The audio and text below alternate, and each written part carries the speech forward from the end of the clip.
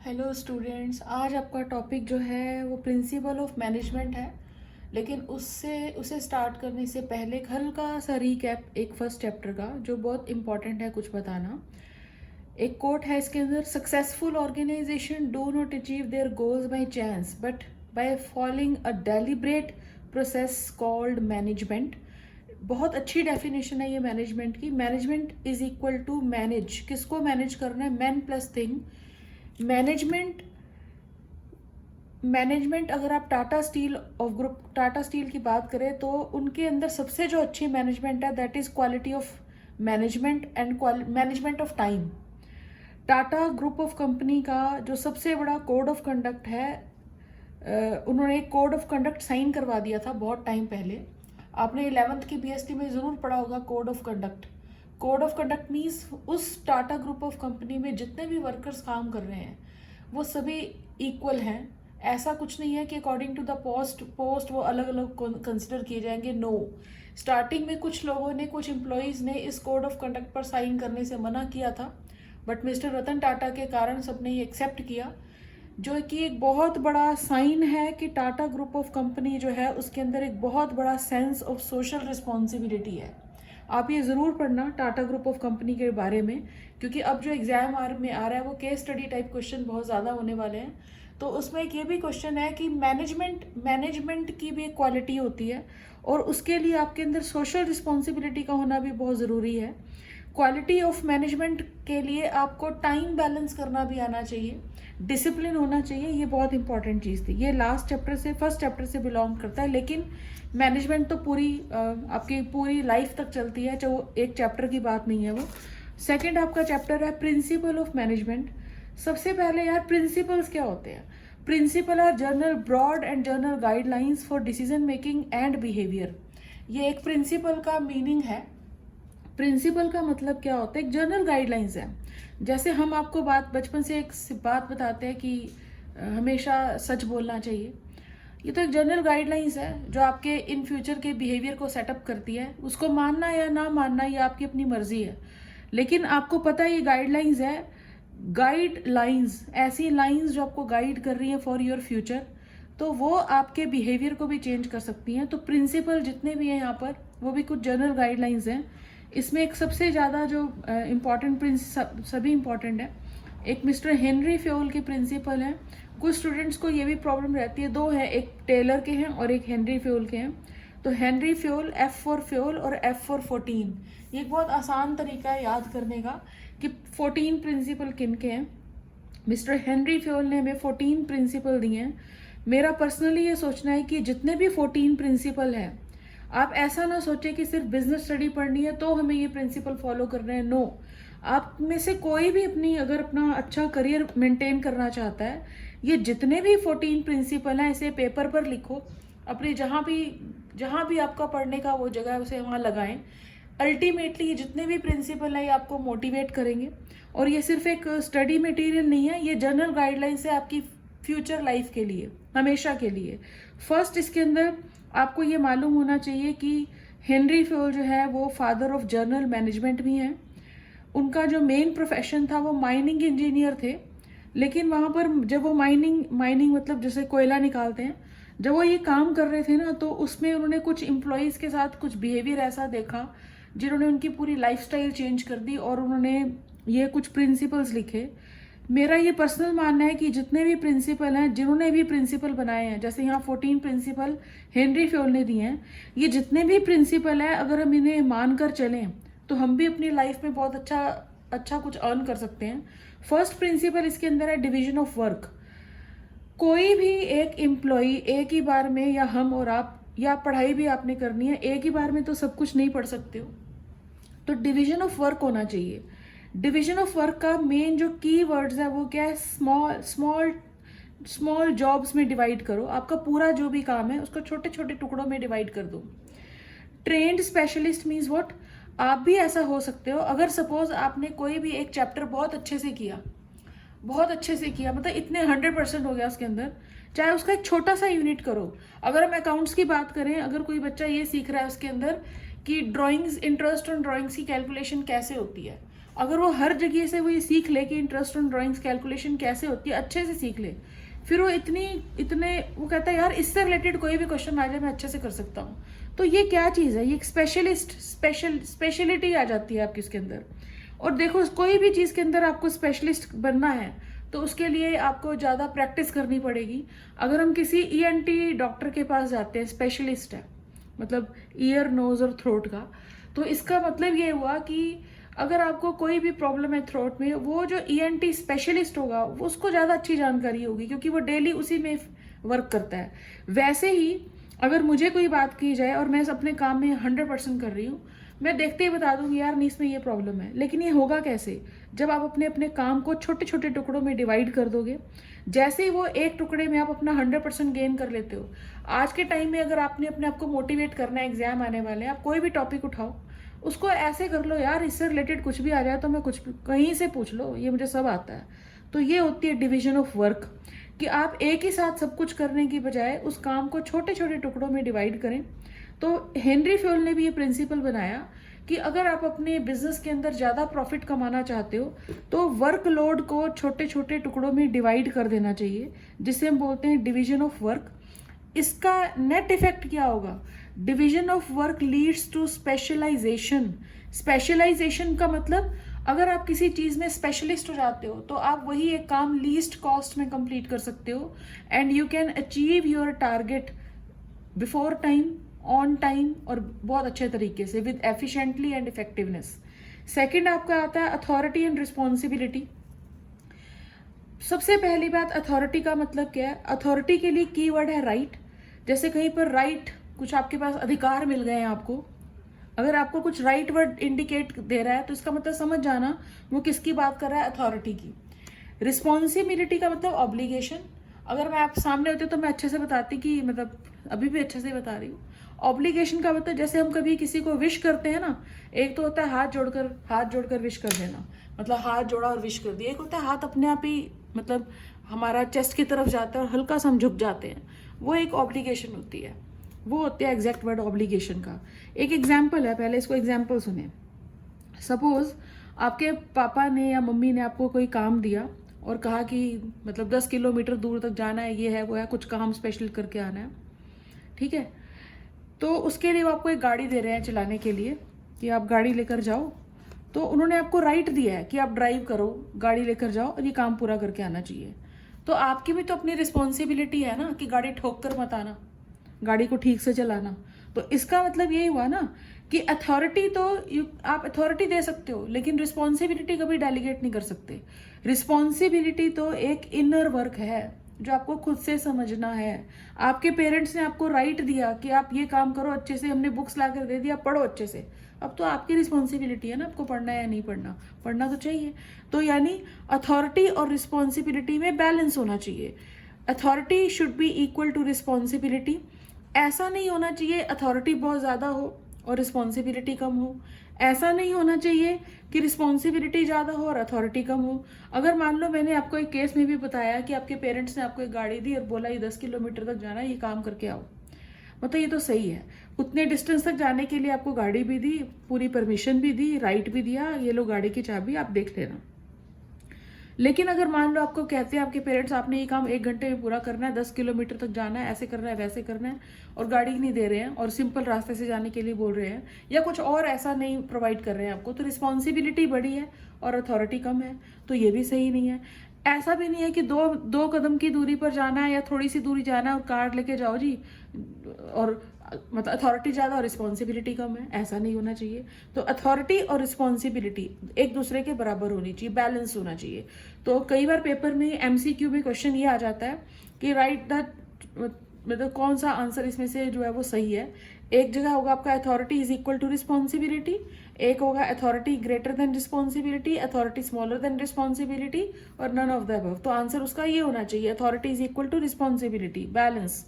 अब हम इसको एग्जाम्पल को अगर हम अपने फर्म के पॉइंट ऑफ व्यू से लें, तो फर्म के पॉइंट ऑफ व्यू से अगर हम देखें तो फर्म के पॉइंट ऑफ व्यू से यह, अगर मान लो मैं आपके यहाँ पर एक काम करती हूँ, आपने मुझे एक कहा कि आपने ये काम पूरे 1 घंटे के अंदर पूरा करना है और मुझे पूरे राइट्स दिए कि ये लो, ये जो गोडाउन है इसकी चाबियां आपके पास है, आपको जो रॉ मटेरियल निकालना है निकालें, लेकिन फिर मेरी भी तो रिस्पॉन्सिबिलिटी है ना कि मैं गोडाउन से वो मटेरियल विड्रॉ करने के बाद गोडाउन को अच्छे से लॉक करूं, उसको अच्छे से उसकी सेफ्टी का ध्यान रखूं, तो ये मेरी खुद की पर्सनल रिस्पॉन्सिबिलिटी है।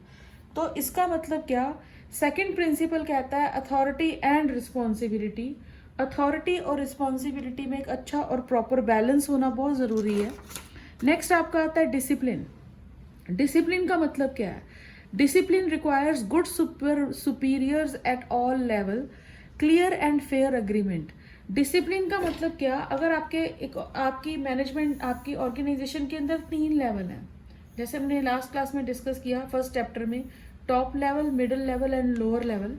जितने भी लेवल हैं इसको संभालने के लिए जो भी सुपरवाइजर है वो अच्छा होना चाहिए, वो डिसिप्लिन मेंटेन करने वाला होना चाहिए। जिस ऑर्गेनाइजेशन में लैक ऑफ डिसिप्लिन होगा वो ऑर्गेनाइजेशन कभी भी पैसा और प्रॉफिट नहीं कमा सकती, वो कभी भी ऑर्गेनाइजेशन ग्रो नहीं कर सकती। क्यों? क्योंकि डिसिप्लिन होने की वजह से आप हर चीज को, हर रिसोर्सेज को इफेक्टिवली और एफिशिएंटली यूटिलाइज कर सकते हो, जो हमने फर्स्ट उसमें पढ़ा था। एक छोटा सा एग्जाम्पल है, एग्जाम्पल वैसे तो लास्ट चैप्टर का है लेकिन फिर भी यहाँ पे फिट हो सकता है। जो मैं बुक फॉलो करती हूँ उसमें एक एग्जाम्पल दिया हुआ है, बॉम्बे में एक डब्बा वाला है, वो डब्बा डिलीवर करते हैं, लंच या वट एवर जो डिब्बा होता है। वो एक ऐसी ऑर्गेनाइजेशन है जो कोई भी बहुत टेक्निकली मेथड यूज नहीं कर रही है, लेकिन उन सब के अंदर कोऑर्डिनेशन बहुत अच्छा है, डिसिप्लिन बहुत अच्छा है। और देखो ये सारे पॉइंट्स भी कवर हो सकते हैं इसके अंदर। जैसे उस डिब्बा वाला का किसी ने सुना होगा, वो व्हाइट कलर का यूनिफॉर्म पहनते हैं, वो टोपी पहनते हैं, बॉम्बे में बहुत फेमस है डब्बा वाला।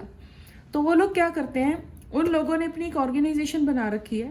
ऑर्गेनाइजेशन में उन्होंने डिवीजन ऑफ वर्क किया हुआ है, मतलब छोटे काम को डिवाइड किया हुआ है। कैसे डिवाइड किया हुआ है? कुछ डब्बा वाला जो है उन घरों से डिब्बा कलेक्ट करते हैं, थोड़ी दूरी जाकर वो डब्बा किसी और को डिलीवर कर देते हैं, फिर वो कहीं और जाता है, फिर वो कहीं और जाता है, यानी वो अपने टारगेट तक अचीव उसको पहुंचा देते हैं। क्योंकि जितने भी वो डब्बे कलेक्ट करते हैं वो उनको खाने वाले जो लोग हैं वो एक ही जगह तो नहीं काम करते ना, उनकी स्पीड देखने वाली होती है। और आज तक रिकॉर्ड है उन्होंने एक भी छुट्टी नहीं की, चाहे कुछ भी हो जाए। बॉम्बे रुक जाएगा लेकिन डब्बा वाला की सर्विसेज नहीं रुकती हैं। आप उसको नेट पर चेक करो, उनके बारे में पढ़ो, देख सकते हो। तो वहाँ पर डिवीजन ऑफ वर्क भी है, अथॉरिटी एंड रिस्पॉन्सिबिलिटी भी है। उसमें अगर हम लास्ट चैप्टर की बात कर दें, उसके अंदर एक टॉपिक हमने किया था coordination. Coordination is the essence of management, वो भी है। इनफैक्ट ये वाला एग्जाम्पल वहीं का ही है, लेकिन मैंने इसको यहाँ पर भी यूटिलाइज करके बताया कि वहाँ पर कोऑर्डिनेशन भी है, वहाँ पर डिसिप्लिन भी फॉलो होते हैं, वहाँ डिवीजन ऑफ वर्क है, काम को टुकड़ों में डिवाइड किया गया है, अथॉरिटी एंड रिस्पॉन्सिबिलिटी भी है।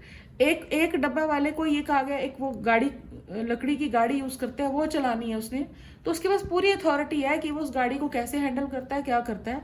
लेकिन उस अथॉरिटी भी है, उसके पास रिस्पॉन्सिबिलिटी भी है। वो खुद अपनी रिस्पॉन्सिबिलिटी समझते हैं लोग कि जितने भी डब्बा उन्होंने कलेक्ट किए हैं वो उन लोगों तक उनके लंच ब्रेक से पहले पहुंच जाएं। अगर वो डिब्बे वाले, वो डब्बा वाला सर्विसेज जो दे रहे हैं अपनी, किसी का लंच बॉक्स है, अगर वो लंच के बाद उसको डिलीवर कर रहा है डब्बा, तो उसका तो कोई फायदा नहीं हुआ ना। तो इसलिए उनमें इतनी अथॉरिटी और सेंस ऑफ रिस्पॉन्सिबिलिटी है कि उनकी स्पीड इतनी तेज होती है कि वो, या वो मैं ये कह सकती हूँ, वो डिसिप्लिन में भी बहुत रहते हैं। वो बिल्कुल एग्जैक्ट टाइम पर उनके घरों से डब्बा कलेक्ट करते हैं, एग्जैक्ट टाइम पर उनके लंच ब्रेक से पहले वो डब्बा उन तक सबमिट कर देते हैं ताकि वो टाइम पर खाना खा सके। और आज तक का रिकॉर्ड है, उनकी कोई भी छुट्टी नहीं हुई है। तो ये सबसे बड़ा एक एग्जाम्पल है डिसिप्लिन। ये जो तीनों पॉइंट्स मैंने कवर अप कर दिए इसके लिए। नेक्स्ट आपका जो प्रिंसिपल ऑफ मैनेजमेंट आता है वो आता है यूनिटी ऑफ कमांड। अब ये यूनिटी ऑफ कमांड क्या होती है, ये बहुत मुझे अच्छा लगता है टॉपिक। 2 टॉपिक आते हैं, unity of command and unity of direction. Unity of command means what, क्या मतलब होता है यार यूनिटी ऑफ कमांड का। जैसे सबसे बड़ा जो इसके अंदर की पॉइंट है वो इसके अंदर जो की पॉइंट है यूनिटी ऑफ कमांड के अंदर, उसके मेन टॉपिक है 1 बॉस। यानी एक बॉस होना चाहिए, एक बॉस होना चाहिए। उसके अंडर अगर मान लो 10 वर्कर काम कर रहे हैं, कुछ वर्कर काम कर रहे हैं, एक ही बॉस से सबको कमांड मिलनी चाहिए। अगर एक टीम को 2 लोग कमांड देने लग जाएंगे तो कोई भी काम पूरा नहीं होगा। वो ये वर्कर बोलेंगे कि मैं इसकी बात सुनूं या मैं इसकी बात सुनूं, तो वन बॉस होना चाहिए। ये इसका एक की पॉइंट है। The principle of unity of command state that each participant in a formal organization should receive order from and be responsible to only one superior। ये एक important चीज है इसके अंदर। एक वर्कर को एक सीनियर से, सुपीरियर से कमांड मिलनी चाहिए। अगर इस एक वर्कर को 2 लोग कमांड देंगे तो ये किसी का भी काम नहीं करेगा और ये एक्सक्यूज दे देगा कि मैं किसकी बात सुनूं, ये भी मुझे बोल रहा है, ये भी मुझे बोल रहा है। तो इसके लिए सबसे बड़ा जो एक की वर्ड है आपके लिए आइडेंटिफाई करने के लिए, that is unity of command. ठीक है, ये एक ऐसी, जैसे एक एग्जाम्पल है, जैसे हम फोन में एक आईफोन में एक वो होता है सिरी। ठीक है, अगर मान लो शुरू में हम जब उसको वो यूज करना शुरू करते हैं, वो सिरी हमारी आवाज को, वॉइस को रिकॉग्नाइज कर लेता है। अगर मान लो आप अपने फोन के अंदर सिरी को कुछ बोल रहे हो, बीच में मैंने भी कुछ बोलना शुरू कर दिया, वो कंफ्यूज आता है, कभी कभी वो ग्लिच हो जाता है, उसमें वो रिस्पॉन्ड नहीं करता उसको। क्यों नहीं करता? क्योंकि उस एक ही फोन को 2 जगह से कमांड मिल रही है, तो वो कंफ्यूज, तो वो नहीं हो पाएगा। सोचो, एक ऐसे बहुत सारे एग्जाम्पल हैं। आपके घर में अगर कोई वॉशिंग मशीन हो, आप अपनी मम्मी से पूछना, कार हो अपने पापा से पूछना, मम्मी से पूछना। नॉर्मली आपको कभी भी अगर आपके पेरेंट्स कार चलाते हैं तो बच्चों को कार ड्राइव करने के लिए नॉर्मली मना कर देते हैं। क्यों? वो मशीन भी बेचारी एक ही कमांड की आदी हो जाती है। अगर उसको 2 लोग चलाते हैं ना, तो उसकी कभी कभी कुछ प्रॉब्लम्स आनी शुरू हो जाती हैं, क्योंकि हर ड्राइवर का उस कार को कमांड देने का जो तरीका होगा वो भी अलग अलग होगा। आप एक्सपेरिमेंट कर सकते हो उसको। आप जब गाड़ी चलाओगे ना, आपका गियर चेंज करने का तरीका कुछ और होगा, जो उसको नॉर्मली अगर आपके फादर ड्राइव करते हैं उनको उनका गियर चेंज करने का तरीका अलग होगा। तो यानी कमांड चेंज हो रही है। अगर एक ही कमांड मिलती रहे, एक ही हाथ से उसको कमांड मिलती रहे, तो वो चीज़ ज़्यादा अच्छा रिजल्ट शो करती है। ये तो हमने एक ऐसी बेजान चीज़ का एग्जाम्पल दिया। सोचो, अगर किसी ऑर्गेनाइजेशन के अंदर कुछ वर्कर काम कर रहे हैं, ये वर्कर तो कभी इसकी तरफ देखेंगे, कभी इसकी तरफ देखेंगे, काम किसी का भी नहीं करेंगे। तो इसका मतलब ये हुआ, यूनिटी ऑफ कमांड ये बोलता है कि वन सुपीरियर, वन बॉस होना चाहिए। अगर बॉस 2 से ज्यादा हो जाएंगे तो अच्छा नहीं हो सकता। एक एग्जाम्पल है, इसने बोला कि 10% का डिस्काउंट देना, ये कहता है नहीं 10% का नहीं, 5% का डिस्काउंट देना है। इनके सामने कस्टमर खड़े हुए हैं, लेकिन ये कंफ्यूज है कि 10% वाले की बात माने या 5% वाले की बात माने, क्योंकि ये दोनों ही बॉस हैं लेकिन कमांड दोनों दे रहे हैं, तो ये तो कंफ्यूज हो जाएंगे। तो इस सिचुएशन में ये कोई भी डिसीजन नहीं ले पाएंगे। अल्टीमेटली इसका नेगेटिव इफेक्ट किसके ऊपर है? कंपनी के ऊपर, क्योंकि जो कस्टमर है वो वेट नहीं करेंगे, वो वहां से चले जाएंगे और इस सिचुएशन के अंदर जो इन्होंने मटेरियल बेचना था वो बेच नहीं पाएंगे। किसकी वजह से? क्योंकि कमांड 2 लोगों की साइड से आ रही थी, 2 बॉस की साइड से। तो पहले ये डिसाइड कर लेना चाहिए कि कमांड किस किस साइड से आनी चाहिए। अच्छा, उसके बाद आपका नेक्स्ट है यूनिटी ऑफ डायरेक्शन। इसका जो नेक्स्ट हमारा प्रिंसिपल है, 5th principle, that is unity of direction. कभी कभी कंफ्यूजन हो जाता है यूनिटी ऑफ कमांड में और यूनिटी ऑफ डायरेक्शन के अंदर। डायरेक्शन का मतलब क्या होता है?